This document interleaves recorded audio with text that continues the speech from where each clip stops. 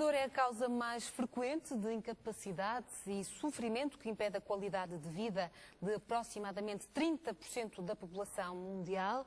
O receio de utilizar analgésicos eficazes em qualquer fase da doença levam a que, em muitos casos, os doentes sofram desnecessariamente. Tema para a conversa com a doutora Maria Carlos Cativo, coordenadora da Unidade de Dor Crónica do Centro Hospitalar de Entre o Douro e Voga. Doutora Maria Carlos Cativo, muito boa tarde. Bem-vinda ao consultório do Porto Canal. Senhora doutora, o que são opioides? Opioides são os medicamentos mais fortes que nós temos para lutar contra a dor crónica, derivados essencialmente da morfina, que é o opioide natural que existe, não é? E que todos os outros, entretanto, foram estudados e foram diferenciados a partir daí. Atualmente temos muitos opioides ao nosso dispor, mas ainda hoje continuamos a contar e a confiar na morfina, como é óbvio, não é? E em que situações devem ser usados? Quais são as indicações clínicas para o uso de opioides? Sempre que a dor, seja crónica ou aguda, seja uma dor severa, de intensidade severa, está a indicação para usar opioides. Não é óbvio. Tem de ser uma indicação progressiva, não é? Começar com uma dose mínima e ir titulando o opioide à medida das necessidades do doente. Portanto, não há uma dose padrão, depende muito do estado geral de cada doente e com a quantidade que temos ao nosso dispor e com a quantidade de dados científicos que existem atualmente, é quase criminoso, posso assim dizer, não tratar a dor crónica a um doente quando temos ao nosso dispor tantos meios atualmente, que antigamente não havia. Senhora doutora, mas há muitas vezes a ideia de que as pessoas que precisam de opioides estão geralmente muito próximas da morte. Pois, isso é um dos tais mitos de opioides que gostávamos muito, não é? Eu e os colegas que trabalhamos com dor crónica e com doentes com dor crónica intensa, de desfazer, porque inclusivamente até com colegas nossos ainda existe um mito que a morfina só se dá aos doentes que estão perto, que estão os doentes paliativos, e não é verdade. Atualmente, com o conhecimento que temos, eu tenho doentes, muitos doentes com dor crónica não oncológica, portanto, doentes que têm uma dor crónica que os vai acompanhar ao longo da vida, de uma doença que não vai ser fatal, e eles são medicados com opioide, porque a dor é tão intensa que realmente merece que o doente seja tratado com um medicamento tão forte, portanto, relativamente a isso. E porquê é que os profissionais de saúde têm tantos receios na prescrição de opioides e os próprios doentes também? Os próprios doentes também. Infelizmente, é transversal esse medo. É óbvio que com a educação e à medida que vamos tendo mais conhecimento científico, é óbvio que nós, os especialistas de dor crónica, temos a obrigação de educar.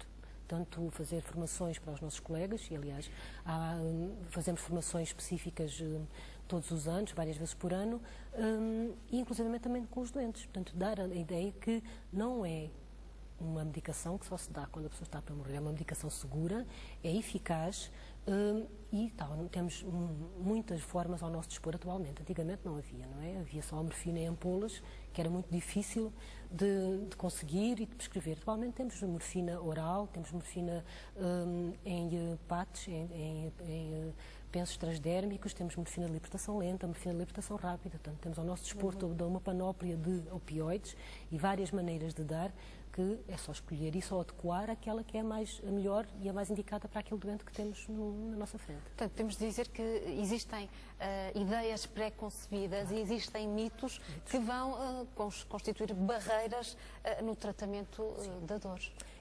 Atualmente, há pouco tempo fez-se um estudo e Portugal, infelizmente, é um dos países da Europa onde menos uso de opioides se faz. Esperamos que isto se venha a inverter esta tendência e é óbvio que grande parte dessa tendência vai ser nossa obrigação tentar fazer a formação e tentar que as pessoas não tenham medo do opioide, inclusivamente os médicos de família, que são as pessoas que mais tratam a dor. Não é? Dos doentes e são as pessoas que estão em melhores condições para poder tratar a dor e enviar os casos de dor não controlável para as unidades de dor, que esses colegas não tenham medo de prescrever opioides. Felizmente temos vindo a ver, conforme as formações que vamos fazendo, que cada vez mais esses colegas medicam e bem, e realmente aqueles casos mais difíceis de controlar é que são enviados para a nossa unidade, para as unidades de dor.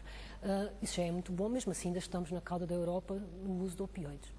Poderá muito ter a ver, talvez, com a nossa formação latina, com aquela ideia judaico-cristã do pecado, do castigo, não é? Pronto, mas isso é uma questão cultural que, felizmente, também se pode ir educando, porque, por exemplo, a Itália ou a Espanha, que também são países de formação latina, felizmente já têm um consumo de opioides muito maior que o nosso. Vamos falar sobre alguns desses mitos.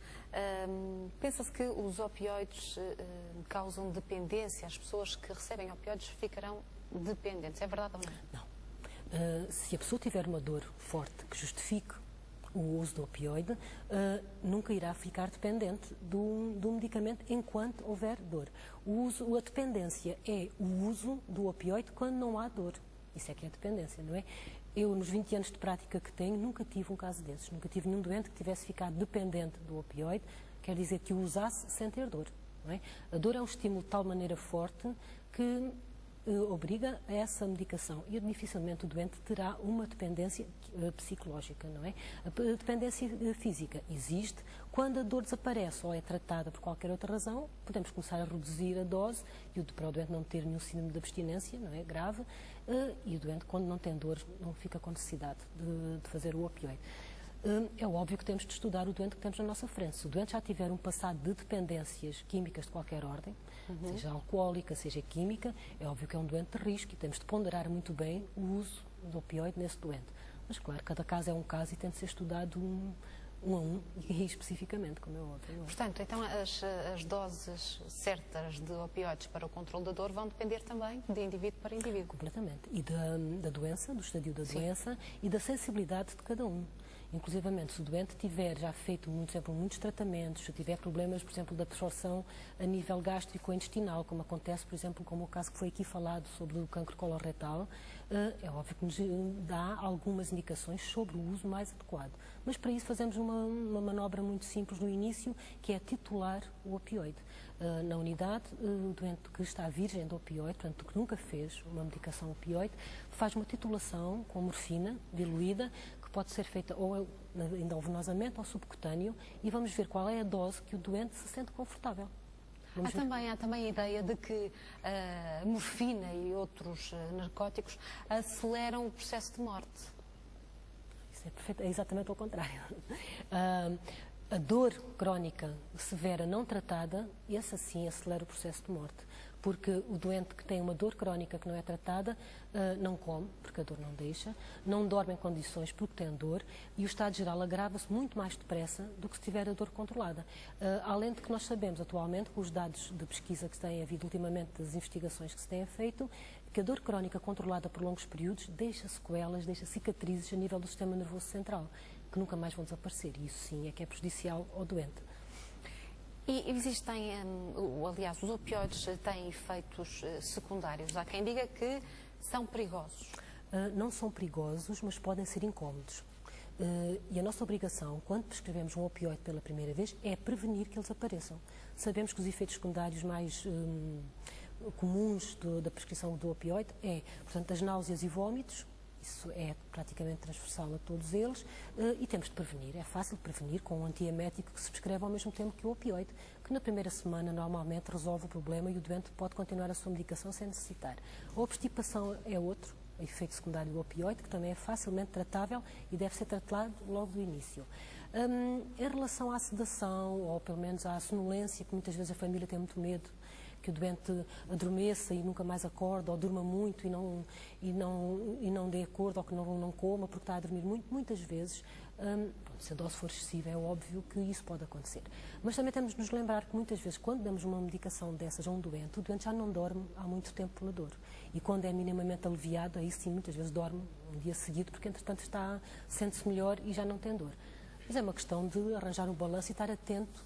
Não é? Claro. E fazer um acompanhamento muito próximo do doente e da família, como é óbvio. Portanto, podemos concluir que os opioides são fármacos seguros, eficazes e bem tolerados quando prescritos criteriosamente. Exatamente, são preciosos, posso dizer. Muito bem. Doutora Maria Carlos Cativo, muito obrigada pela sua vinda até ao consultório do Porto Canal. Foi um prazer tê-la aqui connosco. Nós vamos